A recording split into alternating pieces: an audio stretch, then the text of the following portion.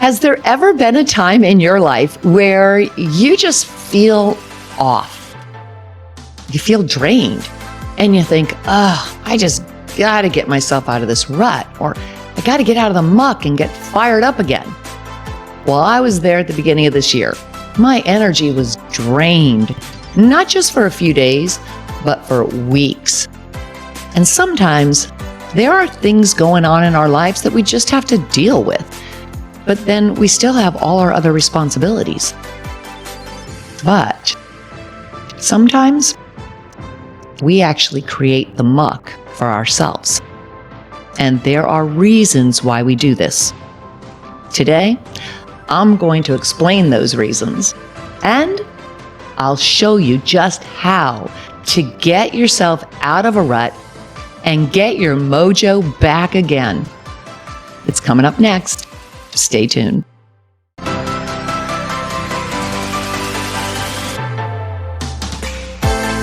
Welcome to Shift or Get Off the Pot, the podcast that helps you get out of your head and into action so you can make your dreams your reality. Let's get to it. Today, I am talking about a topic that I know has come up not just for myself, but for quite a few other people as well, because I've talked about it with clients, with friends, and it's been discussed in some of my networking events. And it's something that comes up not just once, but it can happen in many different times in our lives. And that is, how do I get my mojo back? How do I get unstuck? Or how do I get fired up again and feel inspired to do what I say I want to do or to go after my goals? Well, it's important to realize that first, it's perfectly normal to feel like that at times in our lives, because quite often there are other things that are going on that are just vying for our attention, or things that are either physically going on in our environment or with ourselves. And those can just drain our energy. But often there is one of two reasons, and sometimes both, that will keep you feeling like you are just in a slump. And those are lack of balance and self-doubt. I'm a high energy person and I love what I do, but I will tell you that there have been many times when I was just flat out drained. Certainly when I was raising my kids and working as a sales manager and then starting a business. Yes, that was draining. And then at the beginning of this year, I had so many other things going on that my energy was just completely scattered. I was in the middle of a move. My dog was going crazy, up all night, scared, confused. We thought she had doggy dementia, which I never knew was a thing, but yes, apparently it is a real thing. Anyway, it was kind of like having a new baby in the house. That's exhausting. It's tough. And certainly there are going to be times in your life where you are physically exhausted and it's hard to get motivated. You have an exorbitant amount of energy focused in one direction, so you're off kilter. You're just drained.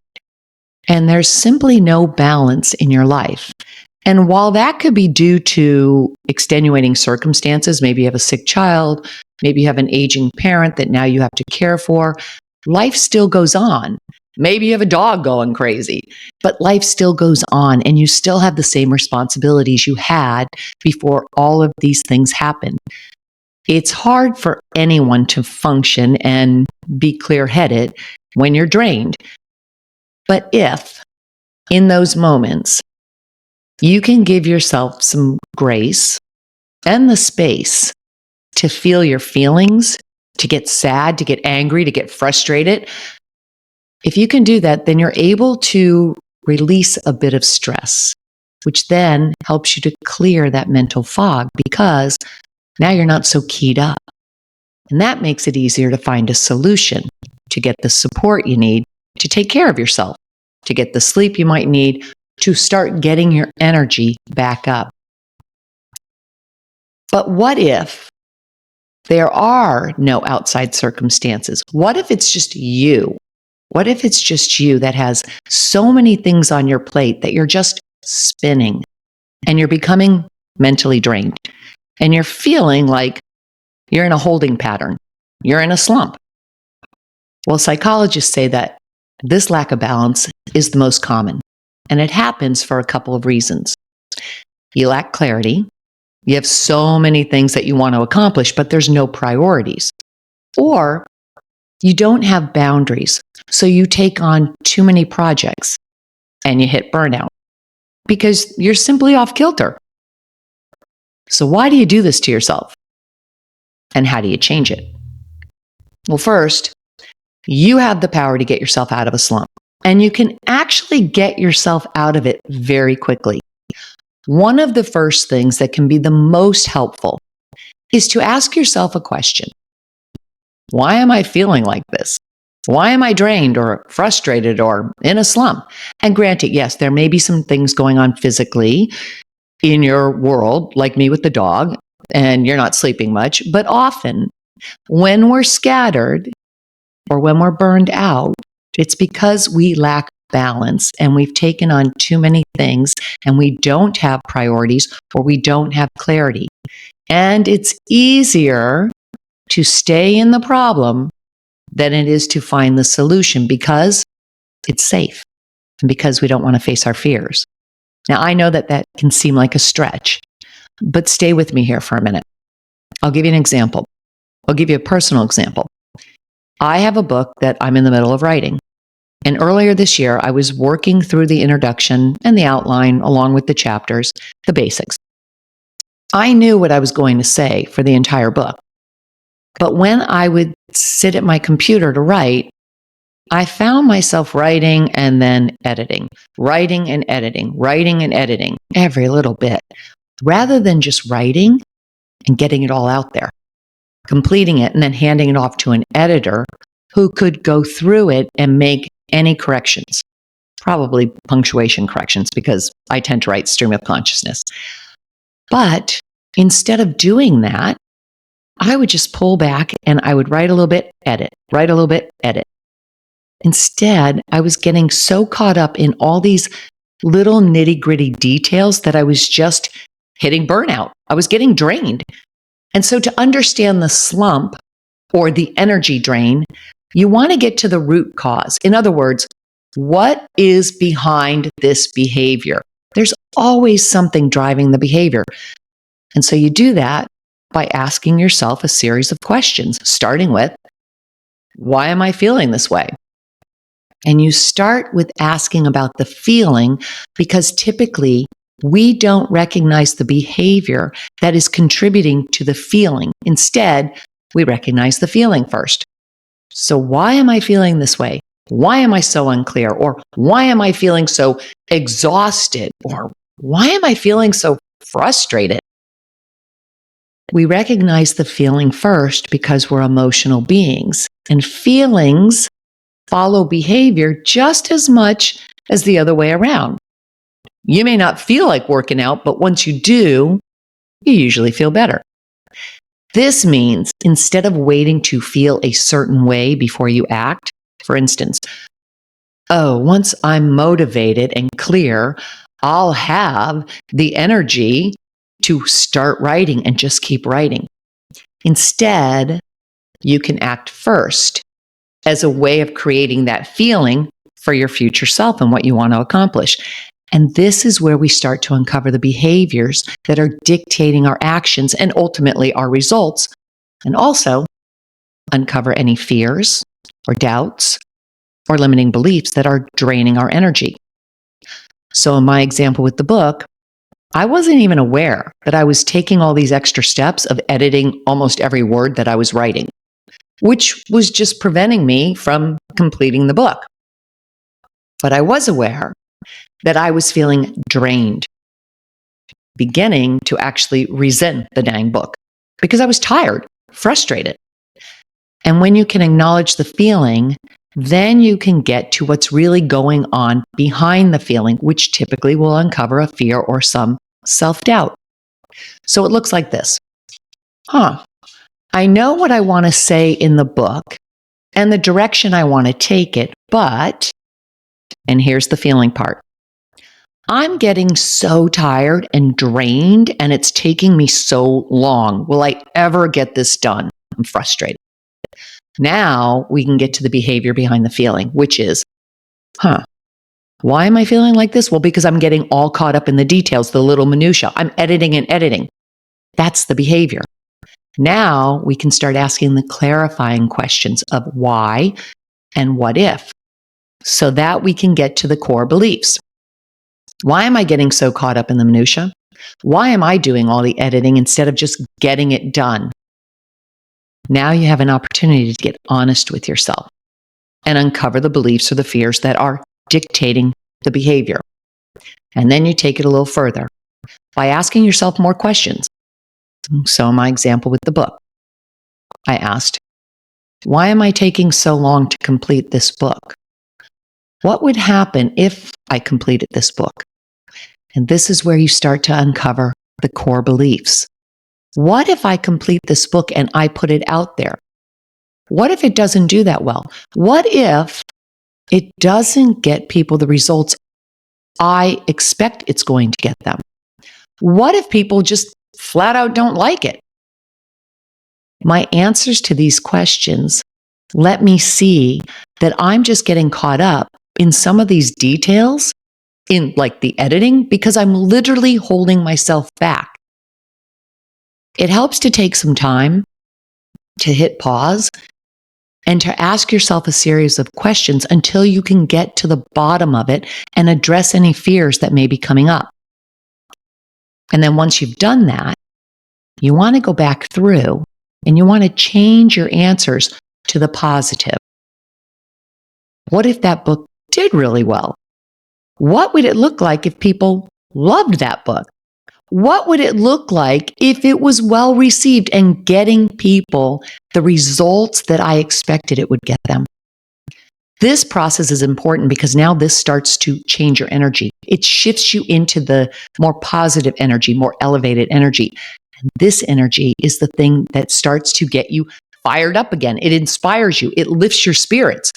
So when you need to get your energy back, you start by first acknowledging your feelings, which will then help you to become aware of your behavior.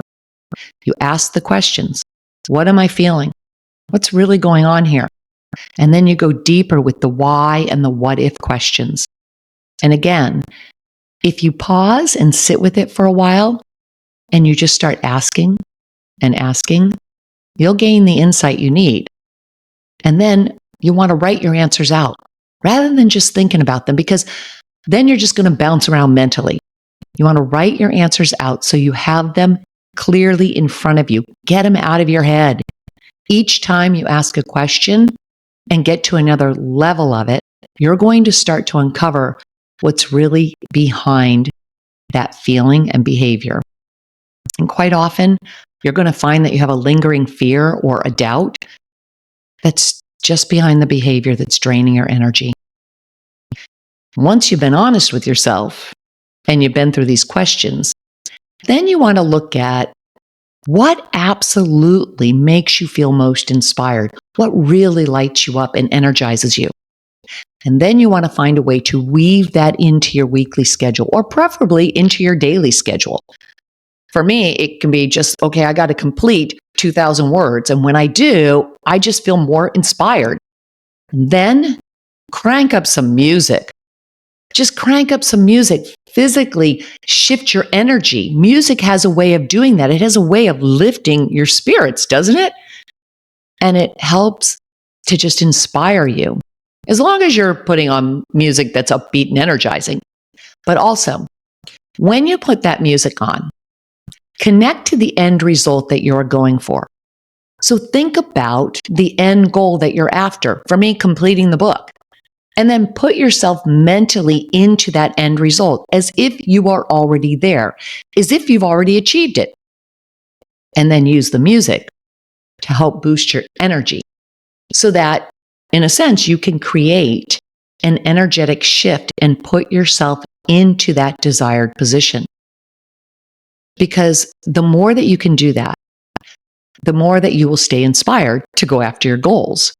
rather than someone that is just getting caught up in all the little nitty-gritty minutia and pulling back, hiding, or staying stuck in fear. Music is a great way to lift your spirits, but connect to the end goal when you play that music. Where is it that where do you want to be? What does it feel like when you're there? And use that music to absolutely shift your energy. It can be a game changer. And finally, create a deadline or a challenge for yourself because they give your mind clarity and a focal point. I created a challenge for myself when I needed to get myself back on track. I call it the 30-day fix. And I go to it every once in a while when I just need to be fired up again so I can keep that momentum going. The 30-day fix for me is a way to help me focus and prioritize, which naturally inspires me because then it creates more clarity and it builds the momentum that gives me results. Challenges have a way of really doing that. And I like to create almost a game for myself, almost a competition. For example, I'll say things like, okay, Kim, you've got 3 hours to write 3,500 words. No editing, nothing, just stream of consciousness, get to it. And when I complete it, I get a reward. It could be something small. It could just be like going outside, or it could be going mountain biking maybe for an hour or paddle boarding for an hour, something that also fires me up. When you complete a task that you've been waiting or putting off, and now you finally completed it, it gives you that dopamine hit that gets you energized, that fires you up again. When you can be honest with yourself and ask yourself the hard questions and start to get to the root of what is actually behind the behavior and what's the core belief that's draining you, then you start to get the information that you need and that you can change if you choose to. Again, you've got free will. It's up to you. But you can't change something you're not aware of. This is why it's important to start by asking yourself about your feelings and then start to take a look at the behaviors, which will lead you to your core beliefs. Only then can you make the decision to change. All right, I will link the 30-day fix that I created for myself, that challenge that I created for myself. I'll link that down in the show notes in case you want to use it. I think you'll find it very helpful. And I will be back with you again in a couple of days.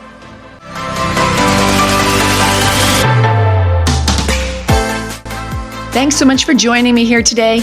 If you want some help achieving your goals, you can grab the Success Bundle link down below or head over to my website, kimkellythompson.com, where I have several free resources to help you. If you like what you've heard today, please consider hitting that subscribe button and join me throughout the week for episodes that will help you make your dreams your reality. I'll be back again soon with another edition of Shift or Get Off the Pot.